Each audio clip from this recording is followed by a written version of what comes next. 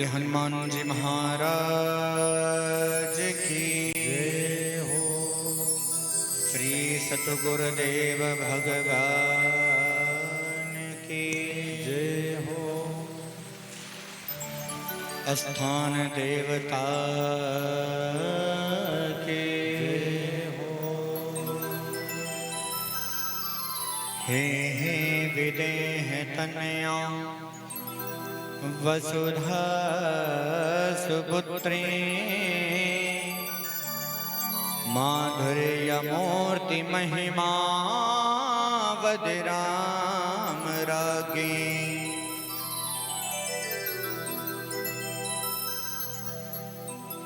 आनंद केल निरते रस राज रामे दीनो हमाद भवती शरणागतोस्मि।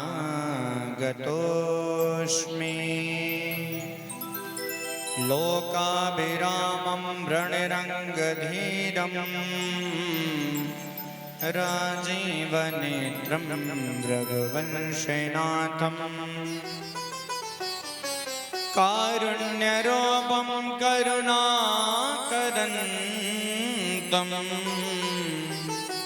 श्रीरामचन्द्रं शरणं प्रपद्ये। कान्तिः सिताम्रसतिनिन्दित शारदेन्द्र यत्रैकतो विलसितामसिताङ्गशोभा वृन्दावने बकृतयामुनगाङ्गसङ्गं श्रीराधामुकुन्दयुगलं तदहं नमामि। चैतन्यं शाश्वतं शान्तं व्योमातीतं निरञ्जनं नादविन्दकलातीतं तस्मै श्री गुरवे नमः। वंदौ श्री तुलसी के चरणा जिनके जग काज कलि समुद्र डोबत लख्यो प्रगट्यो सप्त जहाज। अपने अपने घर की सब काहों को भीर तुम्हें भीड़ सब घरन की। धन्य धन्य रघुवीर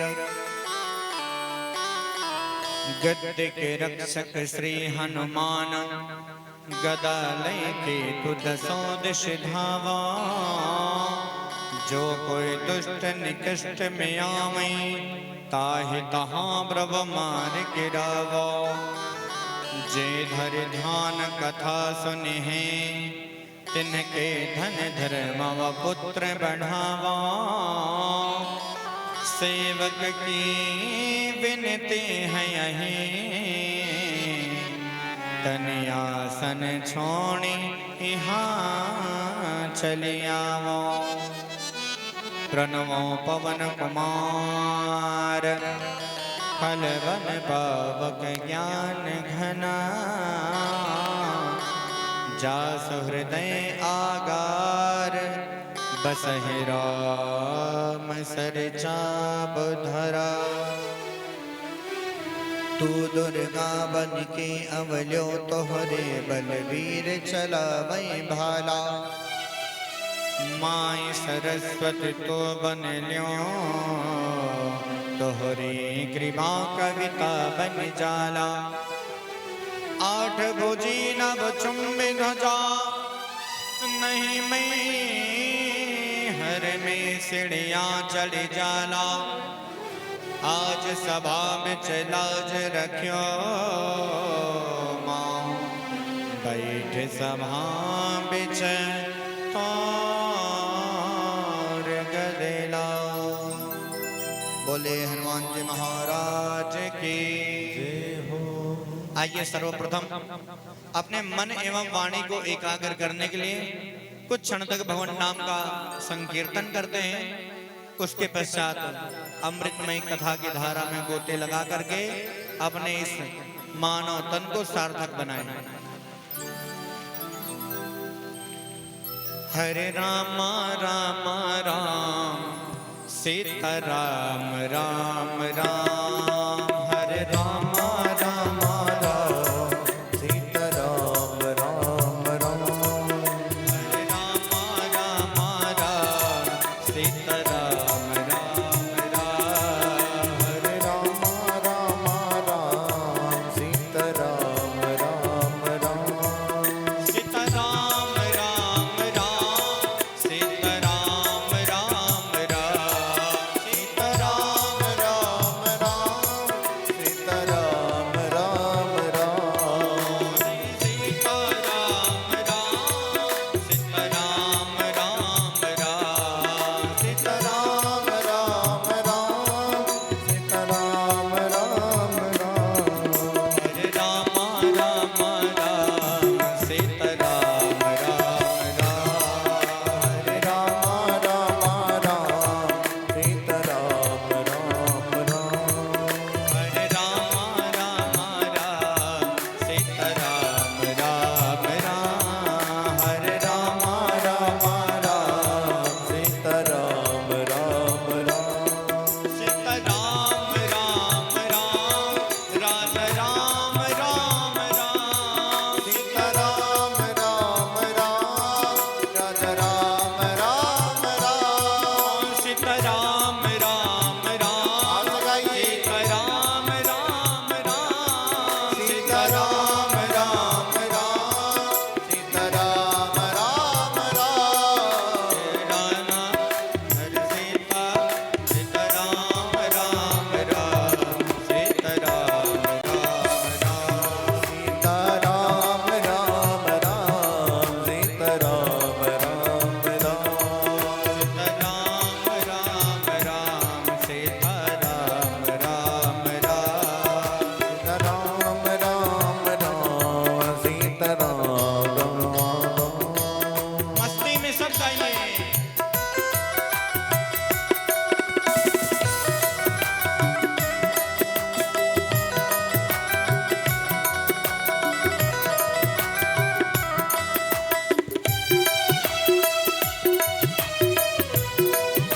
हे नाथ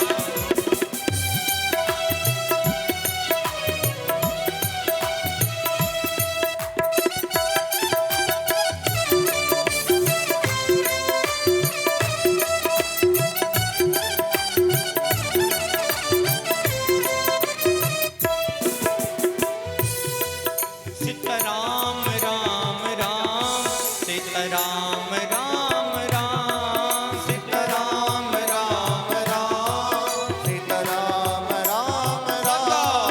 सीता राम राम राम राजा राम राम राम। सीता राम राम राम राजा राम राम राम। सीता राम राम राम राजा राम राम राम। सीता राम राम राम राजा राम राम राम। हरे राम हरे राम हरे राम राम राम। सीता राम राम राम। हरे राम राम राम सीता राम राम राम। हरे राम राम राम सीता राम राम राम। हरे राम राम राम सीता राम राम राम। सीता राम राम राम सीता राम राम राम। सीता राम राम राम सीता राम राम राम। और ऐसे नहीं, दोनों हाथों को बिठा के भाव से बोलेंगे। हरे राम राम राम सीता राम राम राम। हरे राम राम राम सीता राम राम राम। हरे राम राम राम सीता राम राम मस्ती राम। में सीता राम राम राम राधा राम राम राम। सीता राम राम राम राधा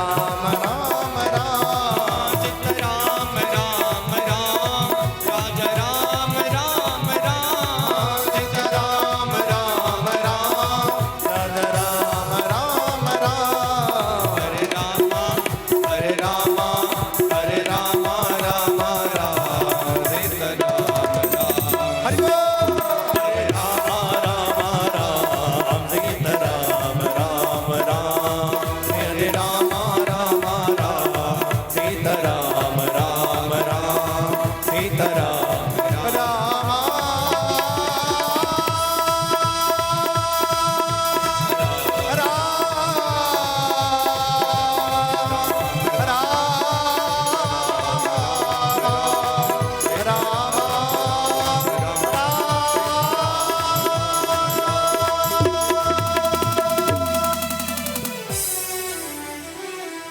बोल राघवेंद्र सरकार की, श्री हनुमान जी महाराज की, श्री सद्गुरुदेव भगवान की जय जय श्री सीताराम।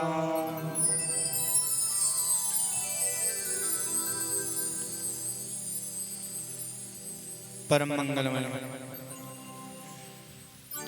अनंत अनंत अखंड गोड ब्रह्मांड नायक श्री राघवेंद्र सरकार के पावन चरणों में बारंबार प्रणाम।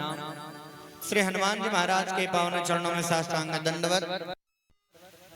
पूज्य श्री गुरुदेव भगवान के पावन चरणों में बारंबार कोटि कोटि प्रणाम साष्टांग दंडवत एवं नमन। तथा जितने भी भक्तानुराग सभी श्रोता सुधे बंधु माताएं एवं बहनें, आप सभी का खूब स्वागत एवं अभिनंदन। सर्वप्रथम तो आपको नित्य ही बतलाया करते हैं कि भगवान नाम का संकीर्तन क्यों करना चाहिए और क्यों करवाना आवश्यक होता है। आपको प्रतिदिन ही बतलाया करते हैं ना। शुद्धि दो प्रकार की होती है, एक अंतःकरण की शुद्धि और एक बाह्य शुद्धि। तो बाह्य शुद्धि क्या है? जो हम स्नान आदि क्रियाएं कर लिए तो ये सब केवल बाहरी सुंदरता है, दिखावे की सुंदरता। अंतःकरण सुंदर कब होगा? जब आप भगवान नाम का संकीर्तन करेंगे, तब जाकर के अंतःकरण पवित्र होगा, सुंदर होगा। और जब भैया पवित्र हो जाएगा, जब अंतःकरण हमारा पवित्र रहेगा, तब जाकर के मन कथा में लगेगा। नहीं तो आएंगे, बैठे रहेंगे, 3 घंटा सुन करके चले जाएंगे, कथा का भी भीतर प्रवेश करने वाला नहीं है। कल जैसे आपको बतला रहे थे, सती मैया कथा का भी नहीं सुन पाई क्योंकि उनको संशय हो गया था। विश्वास रखना चाहिए। गुरुदेव भगवान जितनी भी बातें बताएं सब में विश्वास होना चाहिए, क्योंकि देखिए विश्वासम फलदायकम, विश्वास ही सबसे बड़ा फल मिलता है। यदि भरोसा है तो भगवान जरूर आएंगे, और यदि भरोसा नहीं है तो परमात्मा आ करके भी वापस चले जाएंगे, मिलने वाले नहीं है। देवी द्रौपदी को भरोसा था परमात्मा आएंगे, इसलिए भगवान आए। सुदामा जी ने एक मित्र का रिश्ता लगाया, इनको भरोसा था। आप परमात्मा से कोई एक रिश्ता स्थापित कर लीजिए, तब भी आवागमन से मुक्ति मिल जाएगी। कोई एक भी रिश्ता स्थापित हो जाए। आपको बताऊं, महाराज भोज के जमाने की बात है। महाराज जी के दरबार का एक सुंदर नियम था कि कोई ब्राह्मण देवता आवे और एक सुंदर श्लोक की रचना करके महाराज को सुना दें, तो उस श्लोक के बदले में 1000 स्वर्ण मुद्राएं दे दी जाती थी। बड़ी दूर दूर से ब्राह्मण देवता वृंद लोग आते, एक श्लोक की रचना करते, सुनाते, 1000 स्वर्ण मुद्रा प्राप्त करके सब लोग चले जाते आनंद के साथ। ऐसे ही क्रम चलता रहा, बहुत दिन बीत गया। बगल वाले गांव में एक ब्राह्मण देवता रहते थे, वो बड़े ही निर्धन थे। उनकी पत्नी ने एक दिन जिद कर दिया, कहा ब्राह्मण देवता सब तो जाते हैं राज को खूब दक्षिणा लेकर के आते हैं, स्वर्ण मुद्रिकाएं लेकर के आते हैं, आप क्यों नहीं जाते हो भाई? महाराज ने कहा, देवी देखो, मैं ज्यादा पढ़ा लिखा नहीं हूं, इसलिए वहां पर तो विद्वानों का आदर होता है। मैं पढ़ा लिखा नहीं हूं, बिल्कुल अनपढ़ हूं। पत्नी ने कहा महाराज अरे ब्राह्मण देवता विद्वान नहीं है बुद्धिमान तो हैं, जाओ बुद्धि का उपयोग करो, कुछ ना कुछ लेकर के आओ, महाराज प्रसन्न हो जाएंगे, जाओ। अब ये जाना नहीं चाहते लेकिन पत्नी ने जिद कर लिया तो आना ही पड़ा। शाम का समय है, जिस समय ब्राह्मण देवता महाराज के यहाँ पहुंचे हैं राज दरबार में, शाम का समय है। महाराज जी राज्य का कार्यभार बंद करके गए हैं भीतर भोजन करने के लिए। सभा समाप्त हो चुकी है। ब्राह्मण देवता आए, जैसे ही महल में जाने लगे तब तक वह जो द्वारपाल खड़ा था, द्वारपाल ने मना किया, अरे ब्राह्मण देवता कहाँ जा रहे हो? कहा ऐसा है। ब्राह्मण ने कहा भैया ऐसा है, मैं महाराज का रिश्तेदार हूं और ऐसा वैसा थोड़ी समझो मुझको। बोले महाराज के रिश्तेदार, तुम तो फटे हाल दिखाई पड़ रहे हो, अब महाराज के रिश्तेदार कैसे हो गए? कोई ब्राह्मण ने कहा मैं महाराज का रिश्तेदार हूं। द्वारपाल ने कहा अच्छा ये बताओ तुम महाराज के कौन से रिश्तेदार हो, तुम्हारा और महाराज भोज का कौन सा रिश्ता है, रिश्ता बताओ। अब तो ब्राह्मण देवता सोचने लगे कौन सा रिश्ता बता दूं। कुछ देर सोचने के बाद कहे, ये मन में सोच रहे थे ब्राह्मण देवता आजकल जो सबसे तेज रिश्ता चल रहा है वही वाला बता दूं।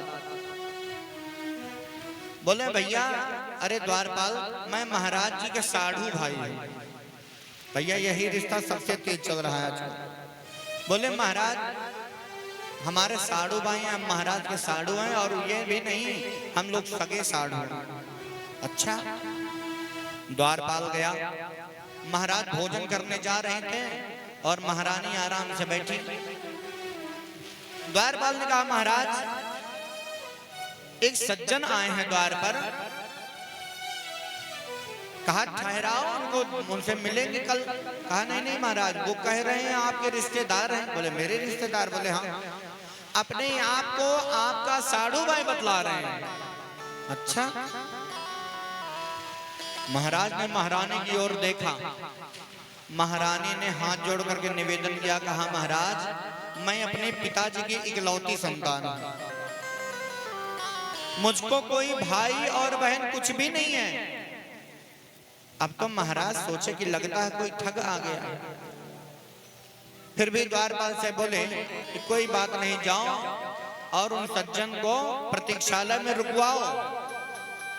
ठहराया, प्रातः काल हुआ, राज दरबार लगाया गया, ब्राह्मण देवता की पेशी हो गई।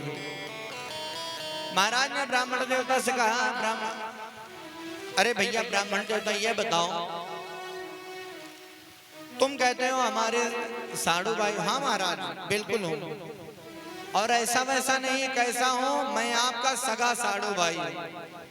कहा ब्राह्मण देवता अब भी सोच लो, अब भी समय है, अगर झूठ बोलोगे तो प्राणदंड मिल जाएगा।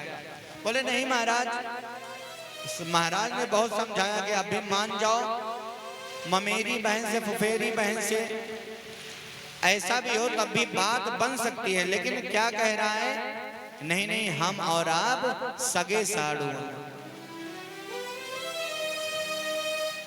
महाराज ने कड़क के जैसे ही कहा किस प्रकार से तुम हमारे साढ़ू भाई हो गए? ब्राह्मण देवता ने हाथ जोड़ करके निवेदन किया कि सुनिए राजन राय जो, हे महाराज सुनिए, सग साढ़ू हम दोय, हम और आप सगे साढ़ू हैं। कैसे? संपत्ति ब्याही आपको, विपत्ति ब्याही मोही। संपत्ति और विपत्ति दोनों सगी सगी बहनें। संपत्ति है, संपत्ति का विवाह आपके साथ हो गया है, आप महाराज बन गए, तभी ना महाराज बने हैं। और विपत्ति का विवाह मेरे साथ हो गया है, तो मैं तो गरीब निर्धन ब्राह्मण हूँ, 2 वक्त की रोटी के लिए भी इधर उधर मुंह मारना पड़ता है, देखना पड़ता है कि आज मिलेगा कि नहीं मिला।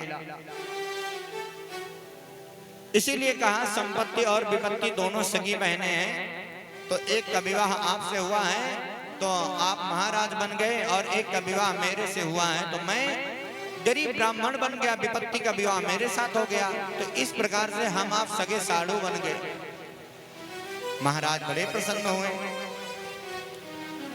महाराज के प्रसन्न हो गए, बगल वाले आसन पर बैठा लिया, हाथ पकड़ करके कहा, महाराज ब्राह्मण देवता, आज के बाद आपके घर का जितना भी खर्च होगा वो राजकोष से ही जाया करेगा, राजकोष से जाएगा, चिंता मत करिए आप।